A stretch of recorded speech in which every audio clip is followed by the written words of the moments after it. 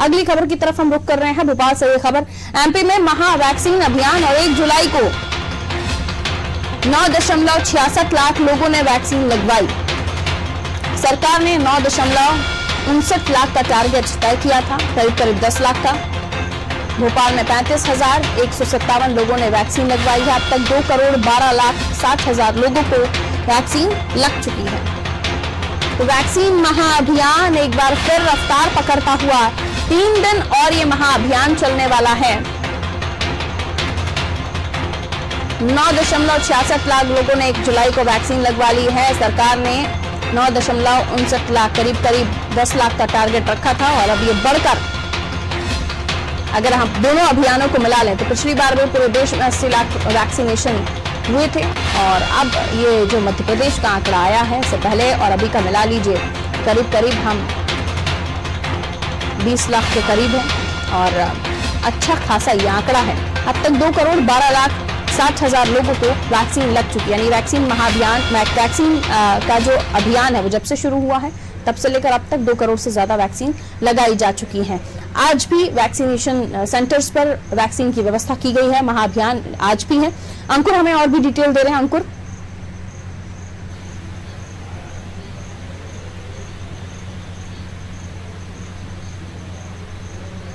जी बिल्कुल, मैं आपको बता दूं वैक्सीन का जो महाअभियान शुरू हुआ था 21 जून को, तो वो पहला चरण था। अब जो दूसरा चरण प्रारंभ हुआ है वो 1 जुलाई को प्रारंभ हुआ है। इसमें लगभग 9,59,60,000 लोगों को वैक्सीन लगाने का लक्ष्य रखा गया था, लेकिन भोपाल में देखा गया है कि लोगों में काफी जागरूकता देखी गई। इसी को लेकर बड़ी संख्या में यहाँ पर लोग पहुंचे और कह सकते हैं कि 9,66,000 लोगों को वैक्सीन लग पाई। कई जगह मारामारी की स्थिति ऐसी पैदा हुई कि लोग पहले चाहते थे कि हमें पहले वैक्सीन लग जाए। सुबह से ही लंबी कतारें पूरे प्रदेश में के जो सेंटर बनाए गए थे वहां पर लगना शुरू हो गई थी और ऐसे में स्थिति ये है कि हर आदमी चाहता था कि उन्हें पहले वैक्सीन लग जाए और इसी को लेकर कई जगह धक्का मुक्की और कई जगह भगदड़ की स्थिति मची। छिंदवाड़ा में हम बता दें आपको कि छिंदवाड़ा में भी यही स्थिति बनी थी कि वहां पर कई सारी महिलाएं वहां पहुंची थी और एकाएक वहां का हॉल का गेट खोल दिया गया। तो ऐसे में जब भगदड़ मची थी तो कई महिलाएं कुचली गई थी। ऐसे में थोड़ी बहुत चोटें आई, कोई ज्यादा हताहत नहीं है, लेकिन ऐसी भगदड़ की स्थिति बन गई थी।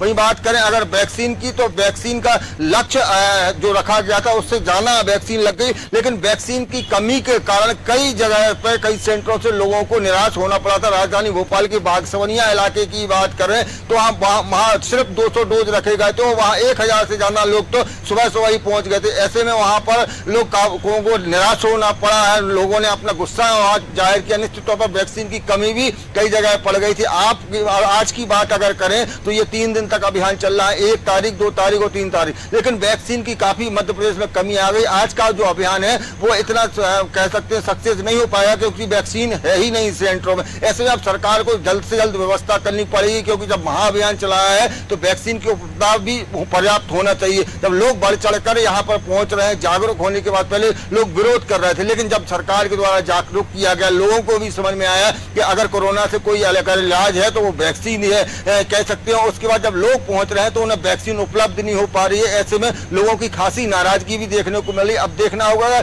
सरकार कब तक पर्याप्त वैक्सीन उपलब्ध लोगों को करा पाती है। जी बिल्कुल, वैक्सीन उपलब्ध कराना ये सबसे बड़ी चुनौती है। पहले तो चुनौती यही हुआ करती थी कि लोगों को इस भ्रम से निकाला जाए। जो भ्रम उनके अंदर था, वो अफवाह, वो र्यूमर्स, या यूं कहें कि लोगों का जो डर, उसे निकालना एक बड़ी चुनौती थी। जैसे तैसे वो चुनौतियां खत्म हुई, लोग खुद आने लगे सेंटर्स पर।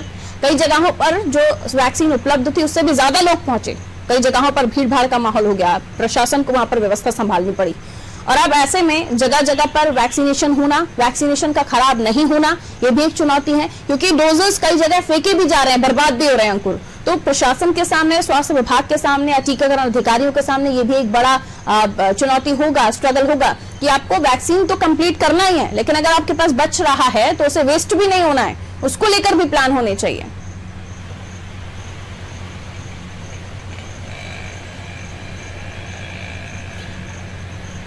बिल्कुल, मैं आपको बता दूं, जब ये महाअभियान शुरू हुआ था तब प्रचार प्रसार की पर्याप्त व्यवस्था थी। लोगों को बताया जा रहा था कि यहाँ सेंटर बनाए गए हैं, लोग अलग अलग जगहों पर पहुंच रहे थे। इस बार जो दूसरा अभियान, दूसरा चरण चालू हुआ है, यहाँ प्रचार प्रसार इतना ज्यादा नहीं किया गया है, तो लोगों को जानकारी नहीं है कि कहाँ कहाँ सेंटर बनाए गए। ऐसे में कई सारे सेंटर खाली पड़े रहते हैं और कई सेंटरों पे दोगुने चौगुने लोग पहुंच जाते हैं। ऐसे में लोगों को जानकारी नहीं है कहाँ वैक्सीन लग रही है। सरकार को सबसे पहले तो इसका प्रचार प्रसार करना चाहिए। दूसरी व्यवस्था ये करना चाहिए कि वैक्सीन बर्बाद ना हो। अगर जहां पर ये वैक्सीन पहुंची है सेंटर पर, वहां नहीं लोग पहुंच रहे हैं, तो दूसरे सेंटर पर उसको ट्रांसफर किया जा सकता है, जिससे कम से कम ये वैक्सीन खराब ना हो, फेंकी ना जा सके, बर्बाद ना हो। क्योंकि वैक्सीन काफी ये कह सकते हैं महत्वपूर्ण चीज है। अभी लोगों को एक तरफ लोगों को मिल नहीं रही है, दूसरी तरफ बर्बाद हो रही, तो सरकार को ये सब व्यवस्थाएं भी सुनिश्चित करना होंगी।